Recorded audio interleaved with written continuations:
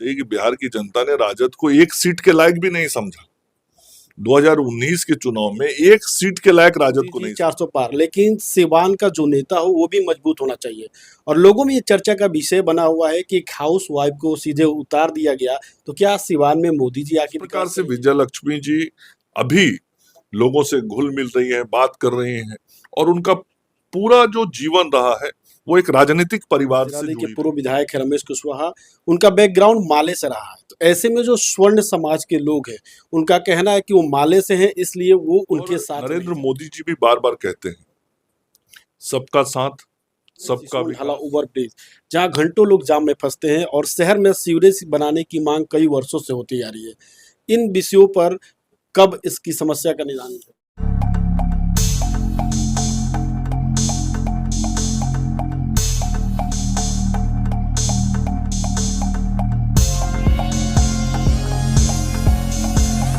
फेफड़ा cancer, TB आदि से है परेशान तो Iman TB chest and heart care clinic है एक बेहतर समाधान। संपर्क करें डॉक्टर आजाद आलम से, centre point Chakia road, Siwan. नमस्कार, मैं सचिन और आप देख रहे हैं बिहार न्यूज एक्सप्रेस। सिवान में 25 मई को मतदान होने वाला है और जो भी प्रत्याशी चुनावी मैदान में है वो कमर कस चुके हैं, लगातार लोगों से जनसंपर्क कर रहे हैं।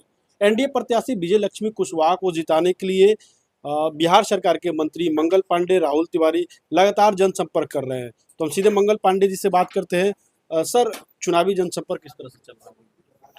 देखिए, जब से चुनाव की घोषणा हुई और उसके तुरंत बाद एनडीए ने अपने प्रत्याशी की घोषणा कर दी।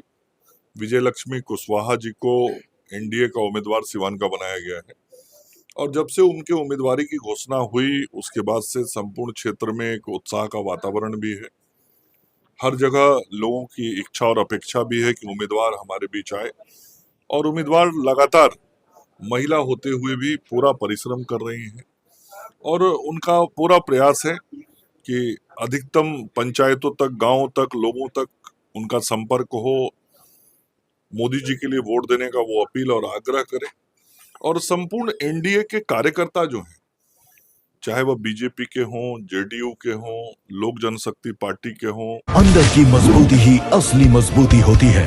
जैसे सलूजा गोल्ड टीएमटी सरिया, क्योंकि सिर्फ यही है 24 कैरेट गोल्ड की तरह असली स्टील से बना, जो दे आपके निर्माण को बेमिसाल मजबूती अंदर से। सलूजा गोल्ड टीएमटी सरिया, गारंटी असली स्टील की, गारंटी मजबूती की। हिंदुस्तानी आवाम मोर्चा के हों, राष्ट्रीय लोक मोर्चा के हों, या पारस जी की पार्टी, सभी पार्टियों के कार्यकर्ता स्वयं को उम्मीदवार समझ के चुनाव के मैदान में काम कर रहे हैं। और सभी पार्टियों के कार्यकर्ताओं ने यह ठाना है कि उम्मीदवार जितना जगह जाएं जाएं, नहीं तो हम सब कार्यकर्ता हर घर तक उम्मीदवार के रूप में, मोदी जी के प्रतिनिधि के रूप में पहुंच के लोगों से अपील और आग्रह करेंगे। और बहुत जोरदार तरीके से पूरा चुनाव प्रचार अभियान चल रहा है। हालांकि अभी नामांकन होना बाकी है, उम्मीदवार का नामांकन 4 मई को होना है, लेकिन नामांकन के पूर्व से ही बहुत अच्छे तरीके से चुनाव प्रचार अभियान चल रहा है। सर, बात कर ले सोशल मीडिया की या फिर विपक्ष या सिवान की बात कर ले, आप सिवान के नेता हैं, सिवान के बेटा हैं, तो तमाम ये चर्चा चल रही है। ठीक है, मोदी जी 400 पार, लेकिन सिवान का जो नेता हो वो भी मजबूत होना चाहिए। और लोगों में ये चर्चा का विषय बना हुआ है कि एक हाउस वाइफ को सीधे उतार दिया गया, तो क्या सिवान में मोदी जी आके विकास करेंगे? सिवान की जो मुद्दा होगा, क्या विजय लक्ष्मी कुशवाहा सदन में उठा पाएंगी? बिल्कुल।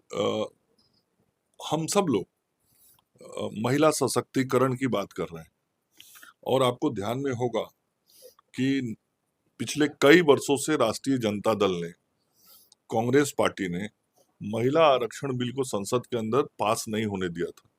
ये लोग कोई ना कोई बहाना लगाकर महिला सशक्तिकरण की जब भी बात होती है तो उसका विरोध करते हैं।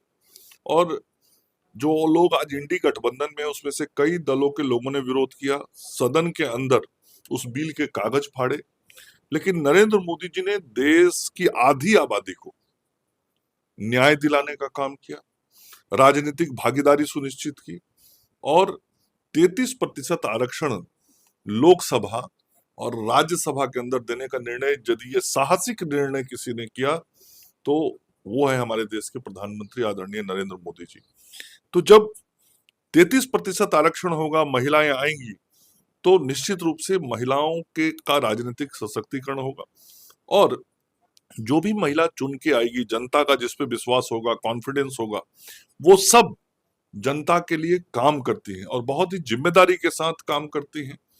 और मुझे भी पूरा विश्वास है कि जिस प्रकार से विजय लक्ष्मी जी अभी लोगों से घुल मिल रही हैं, बात कर रही हैं, और उनका पूरा जो जीवन रहा है वो एक राजनीतिक परिवार से जुड़ी रही है। पूरा राजनीतिक माहौल में उनका जीवन का बड़ा समय गुजरा है। तो राजनीतिक परिस्थितियों को, समाज के हालातों को और समाज के कल्याण के काम कैसे किए जाएं, इन सारी चीजों से वो बहुत बढ़िया तरीके से वाकिफ हैं और चुनाव जीतने के बाद सिवान की जनता की बेहतर तरीके से सेवा करेंगी। सर, उनके पति की बात कर ले, जीरादेई के पूर्व विधायक है रमेश कुशवाहा, उनका बैकग्राउंड माले से रहा है। तो ऐसे में जो स्वर्ण समाज के लोग हैं, उनका कहना है कि वो माले से हैं, इसलिए वो उनके साथ नहीं जाएंगे। इस पर क्या कुछ है? नहीं, देखिए, संपूर्ण समाज आज एनडीए के साथ है, संपूर्ण समाज नरेंद्र मोदी जी के साथ है। समाज का कोई वर्ग या तबका आज ऐसा नहीं है जो मोदी जी को समर्थन नहीं कर रहा है। और नरेंद्र मोदी जी भी बार बार कहते हैं, सबका साथ, सबका विकास, सबका विश्वास और सबका प्रयास। तो संपूर्ण समाज को लेके जो चलने वाला नेतृत्व है, उस नेतृत्व को सबको वोट करना है। और आज जो लोग एनडीए के उम्मीदवार हैं, वो उस नेतृत्व के साथ चलने वाले लोग हैं, उस नेतृत्व के विचार के साथ चलने वाले लोग हैं, उस नेतृत्व के साथ कदम से कदम मिला के चलने वाले लोग हैं। इसलिए हम आपको विश्वास दिलाना चाहते हैं कि सिवान की जनता, बिहार की जनता और देश की जनता, जो विभिन्न समाज वर्ग के, सभी समाज वर्ग का लोग नरेंद्र मोदी जी को प्यार करता है, एनडीए को प्यार करता है और एनडीए को अपना आशीर्वाद देगा। सर, आप सिवान जिला के हैं। एक समस्या है सिवान जिला में, सिसोन ढाला ओवर ब्रिज, जहाँ घंटों लोग जाम में फंसते हैं और शहर में सीवरेज बनाने की मांग कई वर्षों से होती आ रही है। इन विषयों पर कब इसकी समस्या का निदान? देखिए, समस्याओं का समाधान करना सरकार में बैठे हुए लोगों की जिम्मेवारी होती है। मैं थोड़े समय के लिए पथ निर्माण मंत्री बना था, तो आपको ध्यान में होगा कि सिवान के तरवारा मोड़ से लेकर गोपालगंज मोड़ तक जो काफी सकड़ी सड़क होती थी, आज कितनी चौड़ी सड़क हो गई। दाहा नदी का पुल अचानक से टूट गया था, उस दाहा नदी के पैरेलल दूसरा पुल बहुत कम समय में बनवाने का काम हमने किया था, उसका शिलान्यास हमने किया था। जो सिवान के जाम की समस्या होती है, उसके लिए सिवान के बाईपास की योजना, 14 किलोमीटर के बाईपास की योजना, वो हमने स्वीकृत कराई ताकि सिवान के शहर पे जो दबाव है वो दबाव कम हो। पूर्व से जो छपरा सिवान एनएच की सड़क बन रही थी, मैंने उसी 6 महीने के कार्यकाल में उसमें तेजी लाया और उसकी शुरुआत करा दी। वो सड़क शुरू हो गया, जिसके कारण आज बहुत बड़ी आबादी सीधे छपरा से आती है तो वो गोपालगंज की तरफ चली जाती है, नहीं तो सभी को पहले शहर होके गोपालगंज मोड़ होके जाना पड़ता था। तो इस प्रकार से जिम्मेवारी पे बैठ के काम करने की इच्छा शक्ति होनी चाहिए। सिसवन ढाला के संदर्भ में भी मैं मंत्री था, मैंने संचिका पर आदेश किया हुआ है कि वहां पे ढाला राज्य सरकार के पैसे से बनाया जाए। मैंने उसकी स्वीकृति दी हुई है, लेकिन दुर्भाग्य है कि मेरे बाद जो मंत्री बने उन्होंने इस विषय पर ध्यान नहीं दिया, क्योंकि उनको जन समस्या से और जन कल्याण से कोई मतलब ही नहीं है। पूरा राज्य जानता है राजनीति करना और राजनीति करके गलत सलत बयान देना। मैं फिर कह रहा हूं आपके माध्यम से कि मंत्री के नाते मैंने संचिका पे आदेशित किया है कि वहां पे पुल का निर्माण अति आवश्यक है। उस पुल की राशि की भी चर्चा उसमें की गई है, जो अनुमानित व्यय हो सकता है। मैंने ये कहा था कि ये सिवान की शहर के लिए लाइफलाइन है और इसको तुरंत शीघ्र इस काम को आगे बढ़ाया जाए, लेकिन हमारे हटने के बाद कुंडली मार के बैठ गए अगले मंत्री जी।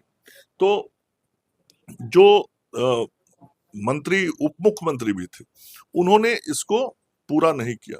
मैं जब मंत्री से हटा तो मेरे बाद नितिन बाबू मंत्री बने। नितिन बाबू ने भी उस संचिका को आगे बढ़ाया, लेकिन नितिन बाबू के बाद जब फाइनल चीजों को लेकर आगे बढ़ना था, तो वर्तमान उस समय के जो उप मुख्यमंत्री थे और सड़क के मंत्री थे, उन्होंने काम को नहीं होने दिया। नाम आपको मालूम है। सर, बिहार सरकार के बिहार विधानसभा के पूर्व अध्यक्ष अवध बिहारी चौधरी चुनावी मैदान में राजद से उन्होंने कल जब सिवान पहुंचे तो उन्होंने बयान दिया कि भाजपा देश को तोड़ने का राजनीति कर रही है, झूठ बोलने का राजनीति कर रही है। इस पर क्या कुछ कहें?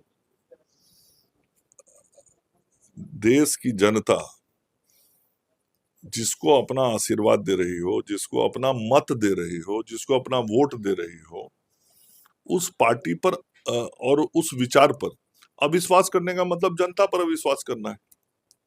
अवध बिहारी चौधरी जी को समझना चाहिए कि बिहार की जनता ने राजद को एक सीट के लायक भी नहीं समझा। 2019 के चुनाव में एक सीट के लायक राजद को नहीं समझा। तो क्या जनता के विचार से वो अपने को अलग समझते हैं? क्या जनता के विचार को वो स्वीकार नहीं करते? जनता की भावनाओं को स्वीकार नहीं करते? जनमत को स्वीकार नहीं करते? यदि जनमत को स्वीकार नहीं करते, इसका मतलब लोकतंत्र पर विश्वास नहीं है। और लोकतंत्र पर विश्वास है तो अवध बिहारी चौधरी जी को मान लेना चाहिए कि राजद पर जनता का विश्वास नहीं। सिवान, छपरा, महाराजगंज की जनता से क्या अपील करेंगे? मैं तो पूरे राज्य की जनता से अपील कर रहा हूं, और ये तो मेरा घर है, ये प्रमंडल का चारों सीट पिछली बार भी एनडीए जीता था, और इस बार भी सभी मतदाताओं से मेरा विनम्र आग्रह है कि जैसे आपने आशीर्वाद दिया तो मोदी जी ने देश के लिए काम किया, आपने आशीर्वाद दिया तो हम सब बिहार की सरकार में भी आपकी सेवा में लगे हैं, काम कर रहे हैं। आपका ये आशीर्वाद बना रहना चाहिए एनडीए के लिए। नरेंद्र मोदी जी और नीतीश कुमार जी के हाथ को मजबूत करना चाहिए। दोनों डबल इंजन की सरकार मिलकर काम बेहतर करेगी, और दिल्ली में नरेंद्र मोदी जी की सरकार और बिहार में नीतीश कुमार जी के नेतृत्व में एनडीए की सरकार मिलके बिहार का भी कल्याण करेगी और इस प्रमंडल का भी कल्याण करेगी। और मैं तो यहाँ का बेटा हूं, तो मेरा तो जिम्मेवारी है, दायित्व ही है कि सबसे पहले यहाँ की जनता के सुख दुख का भागीदार भी बनूं, और जितना कुछ कल्याण का काम हो सकता है वो करूं और करवाऊं।